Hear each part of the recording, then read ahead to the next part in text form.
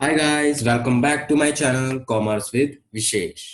Guys, आज हम करने वाले हैं हमारे बिजनेस स्टडीज के चैप्टर नंबर सेकंड का प्रिंसिपल्स ऑफ मैनेजमेंट। सबसे पहले हम समझेंगे कि साइंटिफिक मैनेजमेंट क्या होता है। मैनेजमेंट तो हम पहली वीडियो में समझ कर आए हैं कि क्या होता है। अगर आपने अभी तक चैप्टर फर्स्ट की वीडियो नहीं देखी तो प्लीज पहले चैप्टर फर्स्ट देख लीजिए और फिर ये चैप्टर नंबर सेकंड कीजिए। अब समझते हैं कि साइंटिफिक मैनेजमेंट क्या होता है। साइंटिफिक मैनेजमेंट का अगर सिंपल वर्डिंग में हम मतलब कहें तो उसका मतलब है कि application of science in each and every element of management. Scientific management का मतलब हो गया कि साइंस को यूज करना in every task of management.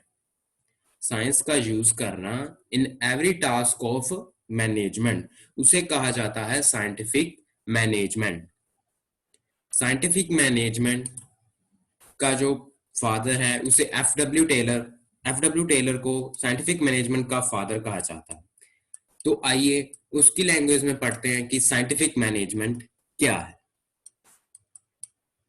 In the words of Taylor, scientific management means knowing exactly what you want men to do and seeing that they do it in the best and cheapest way. Taylor को scientific management का father कहा जाता है। Taylor ने scientific management के बारे में कहा है कि साइंटिफिक मैनेजमेंट है, सबसे पहले एक पर्सन को, एक मैनेजर को ये पता होना चाहिए कि वो अपने एम्प्लॉय से क्या चाहता है। मैन से यानी कि एम्प्लॉय से क्या चाहता है, क्या काम करें उसके एम्प्लॉयज।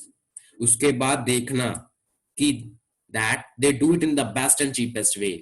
सबसे पहले एक मैनेजर को पता होना चाहिए कि उसे क्या करना है। उसके बाद देखे कि वो काम जो वो चाहता था वो बेस्ट एंड चीपेस्ट वे के साथ हो रहा है या नहीं। मैंने वर्ड बोला एफ डब्ल्यू टेलर, ये एक पर्सन है। F W Taylor, Frederick Winslow Taylor. Frederick Winslow Taylor Frederick Winslow Taylor एक मैकेनिकल इंजीनियर था जिसने अपने इंजीनियरिंग के ऑक्यूपेशन के साथ, प्रोफेशन के साथ, उसने बहुत सारे जो प्रिंसिपल्स हैं, टेक्निक्स हैं बनाई।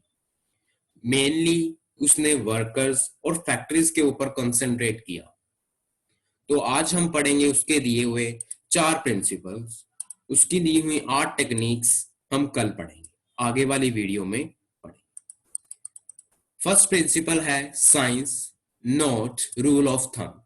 Science not rule of thumb, इसका मतलब है कि ऑर्गेनाइजेशन में साइंस को फॉलो करो, रूल ऑफ थंब को फॉलो मत करो। साइंस का फॉलो मतलब हर एक वो चीज जो कि प्रॉपर एक्सपेरिमेंट के साथ बनी है, प्रॉपर ऑब्जर्वेशंस के साथ बनी है।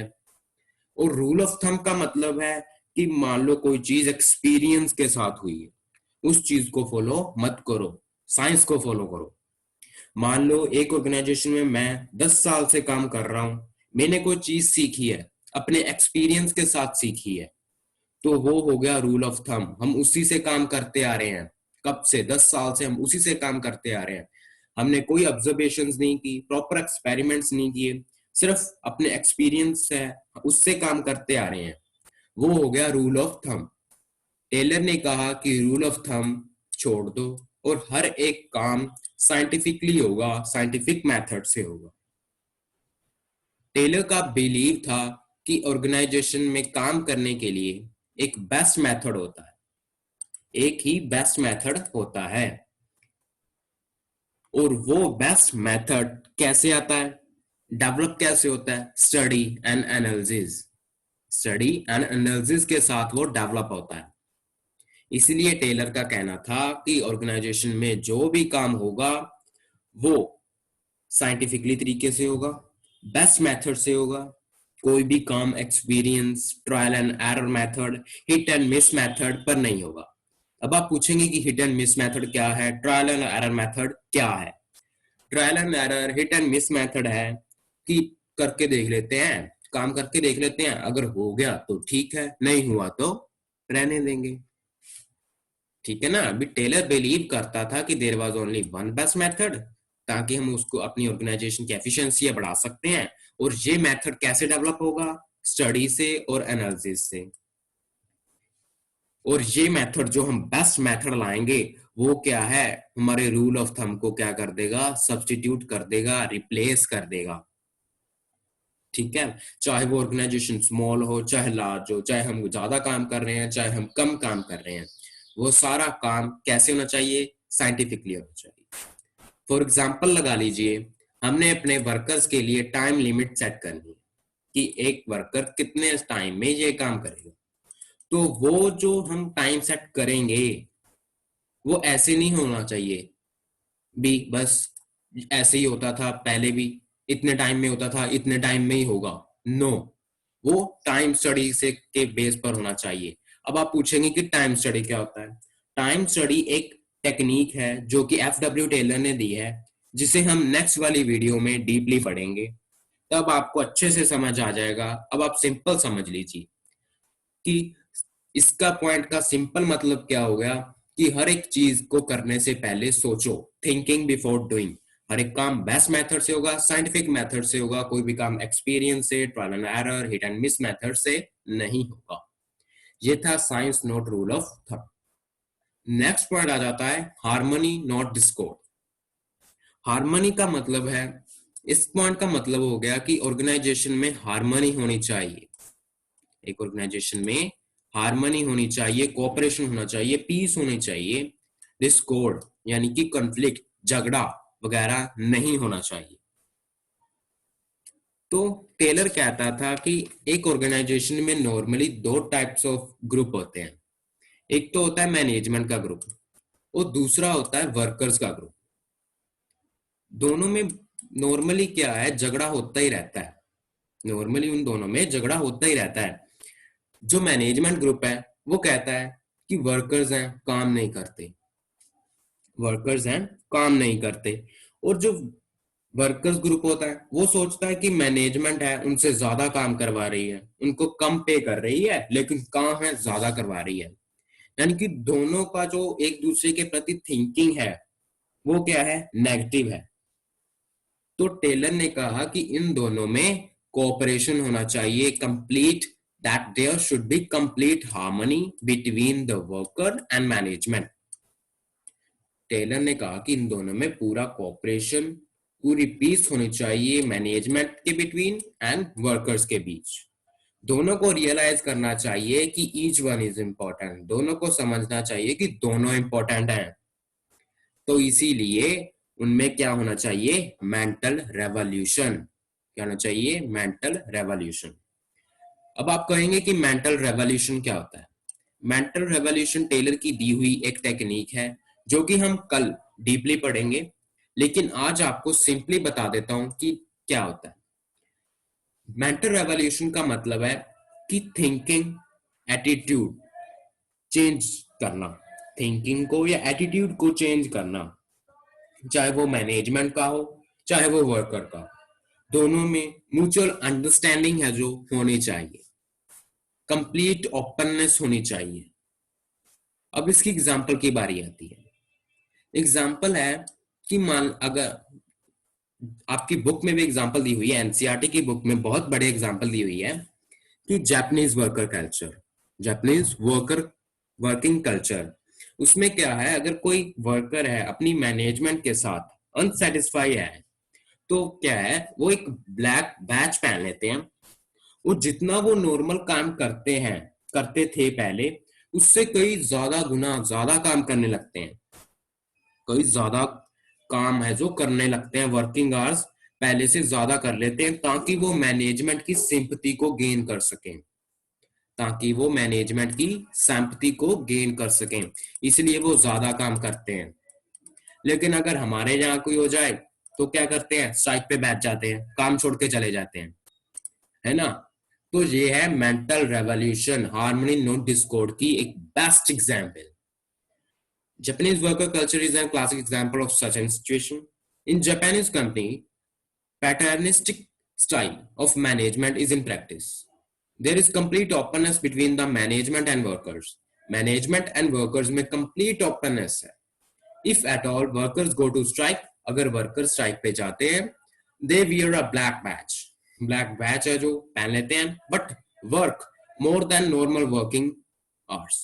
But work का जो वो काम है वो ज्यादा करते हैं जितना वो normal working hour में करते थे, उससे कई ज्यादा गुना काम है जो करते हैं अपने वर्किंग आवर्स से, to gain the sympathy of the management, ताकि वो मैनेजमेंट की सिंपैथी को गेन कर सकें.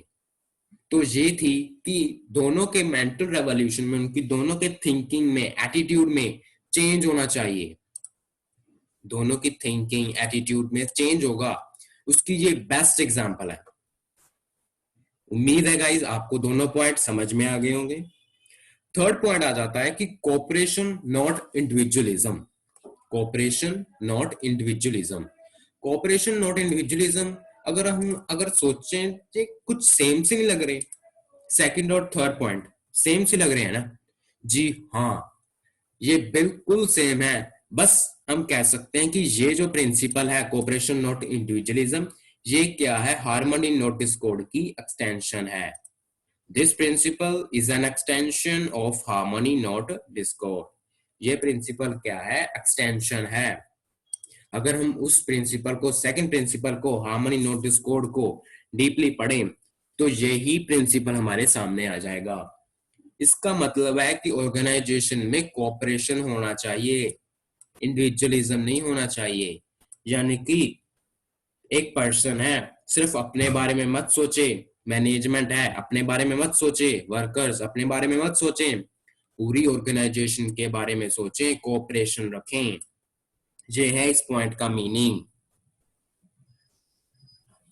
तो आगे आ जाता है कि इस पॉइंट में मैनेजमेंट का क्या महत्व हुआ. For this management should not close its ear to constructive suggestions made by the employees. Cooperation करना है हमने ऑर्गेनाइजेशन में, तो कैसे होगा?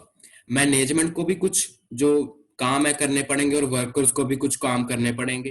तो मैनेजमेंट की क्या रिस्पॉन्सिबिलिटी है कि उसे अपने जो कान है वो बंद नहीं करने चाहिए. अगर कोई एम्प्लॉइज सजेशन दे रहा है, अगर कोई एम्प्लॉइज सजेशन दे रहा है तो मैनेजमेंट को उस सजेशन को सुनना चाहिए.